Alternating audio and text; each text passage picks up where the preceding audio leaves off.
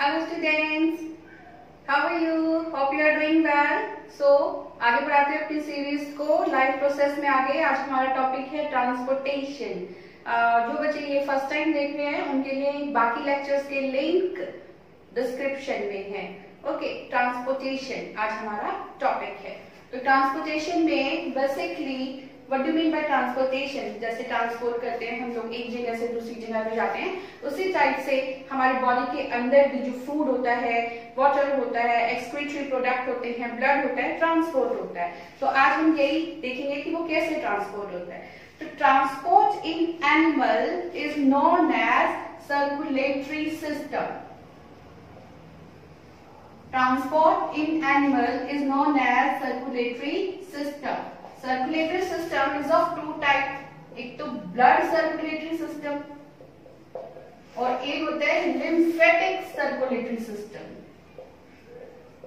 Lymphatic circulatory system, blood circulatory system में the substance which get dissolved in water are flowing through this blood, are transporting through this blood water soluble substance.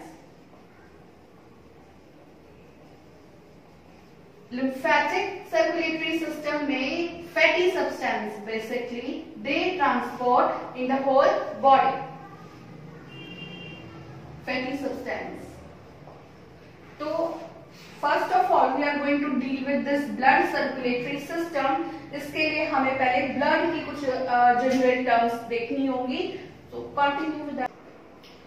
Blood is a liquid connective tissue. What do we mean by this? Blood is a liquid connective tissue. Connective means जो जोड़ते हैं, which connect each other. Okay, so blood is the only a tissue which link each and every part of the body that flows from top to bottom to toe.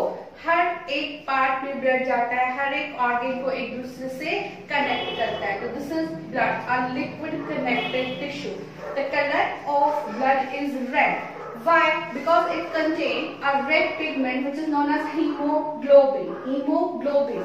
Hem means iron and globin means protein. तो haemoglobin is very essential. It is actually, वो कहते हैं कि blood की कमी होगी, anaemia हो गया, that is actually haemoglobin. Okay, next है the function of blood. What are the function of blood? Blood basically it helps in transport of gases. It helps in transport of respiratory gases.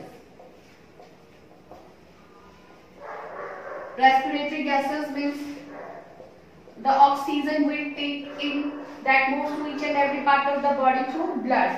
The carbon dioxide which we exhale out that comes from tissue to the blood and then to the nostril. ये हमें respiration में करा था। Respiration का link आपके description में आप देख सकते हैं।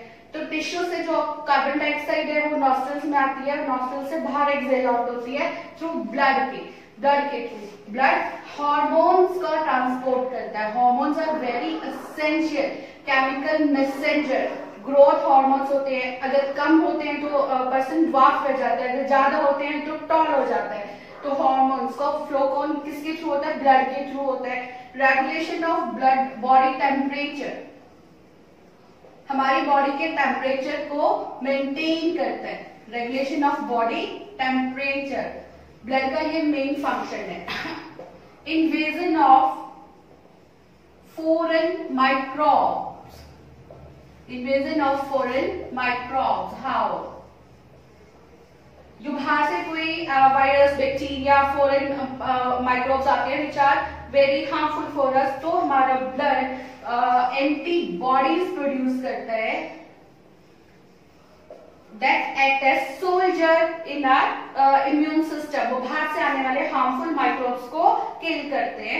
They are antibodies produced by blood. So these are the function of blood. Now the component of blood. 4 components are there. Number 1 is plasma, RBC, Number 3 is WBC. and the fourth is platelets. Plasma, RBC red blood cells, WBC white blood cells and platelets. एक एक करके सारे हम discuss करते हैं. Plasma is liquid component of blood which contains 92% water, 8% solute. एक liquid component है blood का जिसमें 92% वाटर होता है और 8% सॉल्यूट होते हैं. सॉल्यूट कौन कौन से होते हैं? For example glucose, protein, amino acid, salts, enzyme, hormone, digestive substance, excretory substance,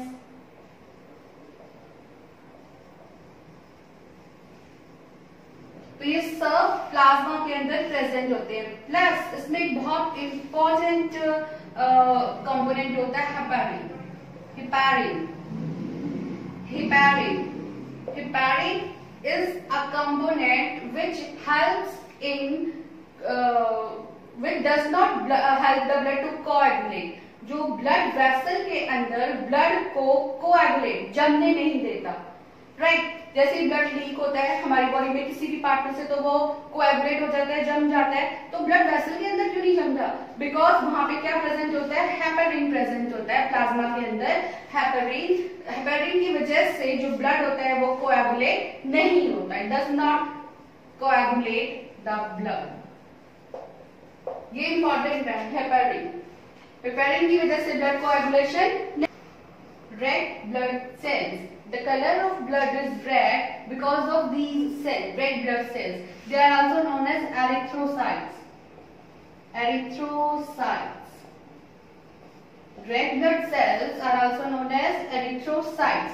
और इनका कलर रेड क्यों होता है? Because of red color pigment that is known as hemoglobin. Hemoglobin. So hemoglobin is made up of two parts, iron, heme, and globin is protein. Red blood cells are very essential in respiration because they help in carrying oxygen to the whole parts of the body. Oxygen gets attached with this hemoglobin. Hemoglobin can be written as Hb. So oxygen is attached with hemoglobin and reaches to the each and every part of the body. From lungs. Lungs से oxygen haemoglobin में attach होती है और पूरी body में transport होती है. तो these red blood cells are very very essential for our body, right? But the lifespan of these RBC are very less, just 120 days. इनका लाइफ स्पैन बहुत कम होता है 120 डेज का, because they do not have nucleus. इनमें nucleus नहीं होता. ये डिस्क लाइक स्ट्रक्चर होते हैं, biconcave disc like structure.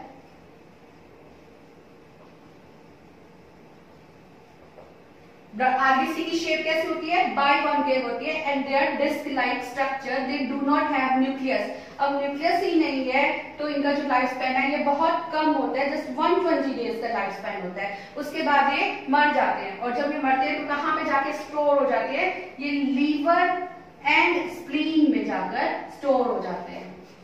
Liver and spleen में. तो spleen is known as graveyard of RBC. ये क्वेश्चन बहुत ज्यादा आता है कॉम्पिटिटिव एग्जाम्स में. Spleen is known as graveyard of RBC. जितने भी ओल्डर आरबीसीज होते हैं वो सब स्प्लीन में चले जाते हैं और वहां जाके डाई हो जाते हैं. स्प्लीन फ्रेश आरबीसी को भी कंटेन करता है टू मीट एनी इमरजेंसी. अगर ब्लड की कमी हो जाए तो स्प्लीन में से आरबीसी ब्लड में बॉडी के अंदर रिलीज हो जाती है. तो स्प्लीन फ्रेश आरबीसी भी कंटेन करता है टू मीट एनी इमरजेंसी. तो spleen is known as blood bank of the body. Spleen is known as blood bank of the body, right. तो RBCs are made up in, RBC बनती कहाँ है? They are made in bone marrow. They are made in bone marrow. 3 millions of RBCs daily vanished out from our body. हमारी body में से 3 million RBC daily vanished out हो जाती हैं. और लेकिन ये हमारे लिए एसेंशियल भी है. जितनी भी डिस्ट्रॉय होती हैं उसका 4 गुना 4 टाइम्स दोबारा बनती हैं बोन मैरो में. 4 times more made in bone marrow. तो घबराने की कोई बात नहीं है. If you are donating the blood, अगर आप ब्लड डोनेट कर रहे हैं तो बहुत ही अच्छी बात है. It's very good to be act as a good human being. Blood donate करना चाहिए क्योंकि वो 24 घंटे में ही 24 आवर्स में ही दोबारा से रिबिल्ड हो जाता है, दोबारा से प्रिपेयर हो जाता है हमारी बॉडी में. ओके, तो don't worry, go for blood donation. It's very good for human kind. Okay, तो RBCs are made in bone marrow and जितनी वो डिस्ट्रॉय होती हैं डेली बेसिस पे 3 मिलियन आरबीसीज वैनिश्ड आउट होती हैं, उसके 4 गुना ज्यादा वो बन भी जाती हैं बोन मैरो में. ठीक है, तो आरबीसी का मेन फंक्शन क्या है? रेस्पिरेशन में they helps in carrying the oxygen to all the parts of the body. RBC की जो लेयर होती है, आउटर लेयर जो होती है, वो बहुत इलास्टिक होती है, so that they can pass through the blood capillaries. Squeeze होके वो blood capillaries में से पास हो जाए. तो RBC helps in transporting the oxygen from lungs to whole part of the body and from body to the lungs and then to the nostril. Carbon dioxide को बाहर लाती हैं और ऑक्सीजन को अंदर लेके पूरी बॉडी में ट्रांसपोर्ट करती हैं. रेड ब्लड सेल्स, और इनको आर्थ्रोसाइट्स भी. White blood cells, they are colorless. इनका कोई कलर नहीं होता because they do not have the presence of hemoglobin. Haemoglobin इसमें नहीं होता, absent होता है. They are irregular in shape. इनकी कोई शेप नहीं होती, इरेगुलर होते हैं और इलास्टिक होती है इनकी आउटर कवरिंग, ताकि ये ब्लड कैपिलरी में से स्क्वीज होके निकल जाए. फर्दर ये कलरलेस होती है, इनमें हीमोग्लोबिन नहीं होता है, इनकी इरेगुलर शेप होती है और ये बहुत ही कम होती है, very less than in number than RBC. RBC से ये बहुत कम होती हैं, लेकिन they are bigger than RBC. They are bigger than RBC. Further they are made in bone marrow. Bone marrow में बनती हैं ये भी, और इनका लाइफ स्पैन है कपल ऑफ डे होता है, कुछ दिन के लिए. Their life span is of couple of day. The main function is fight against the disease and protect our body. ये हमारी बॉडी को प्रोटेक्ट करते हैं. कुछ एक बार शेप के बारे में देखते हैं. They have the presence of nucleus. Due to the shape of the nucleus, they are of 2 types: granulocytes, agranulocyte. Granulocytes में the cytoplasm has the presence of granules and nucleus has lobes. Lobes means folding. जो nucleus होता है वो lobe structure होता है, उसमें foldings होती हैं. Agranulocyte cytoplasm does not have any granule and nucleus does not have any lobe. Granules भी नहीं, ए मीन्स नॉट, ग्रेन्यूल्स भी नहीं है और न्यूक्लियस में लोब्स भी नहीं है. They are agranulocytes. Okay, now function. Due to the function, depending upon the function, again they can be 2 types. एक होते हैं जिनको हम फेगोसाइट्स बोलते हैं और एक होती हैं जिनको हम बोलते हैं immunocytes. Phagocytes are those white blood cells which eats the germ. बाहर से आने वाले जर्म्स को, माइक्रोब्स को, हार्मफुल माइक्रोब्स को फेगोसाइट्स ईट अपॉन करते हैं, डाइजेस्ट कर जाते हैं। और इम्यूनोसाइट्स होते हैं, they produce antibodies to fight against the pathogens. Pathogens are the microbes which cause disease. जो डिजीज कॉज करते हैं माइक्रोब्स, उनको पैथोजेंस बोलते हैं। तो जैसे ही वो पैथोजेंस हमारी बॉडी में एंटर करते हैं तो हमारी बॉडी में present white blood cell antibodies produce करते हैं उनको किल करने के लिए, मारने के लिए। तो antibodies act as soldiers for our defense system. They act as soldier. They protect our body against infection. They protect our body against infection. दोबारा से देखो, जैसे ही कोई माइक्रोब जो डिजीज कॉज करते हैं वो हमारी बॉडी में एंटर करते हैं तो हमारी बॉडी क्या प्रोड्यूस करती है? एंटीबॉडीज। कहां से? व्हाइट ब्लड सेल्स क्या प्रोड्यूस करते हैं? एंटीबॉडीज प्रोड्यूस करते हैं। और एंटीबॉडीज उन पैथोजेंस को किल कर देते हैं, डिस्ट्रॉय कर देते हैं। So they act as soldiers and they protect our body from infection. So they help in defence, they act as defense system of our bodies. Platelets are colorless, non-nucleated cell fragment. It does not have the presence of nucleus. And कहाँ बनते हैं? They form in the bone marrow. Bone marrow में ही बनते हैं। इनके पास nucleus नहीं होता, कोई कलर नहीं होता, इरेगुलर इन शेप होते हैं, कोई इनकी शेप नहीं होती। बेसिकली प्लेटलेट्स अकाउंट जो होता है हमारी बॉडी में वो बहुत इंपॉर्टेंट होता है।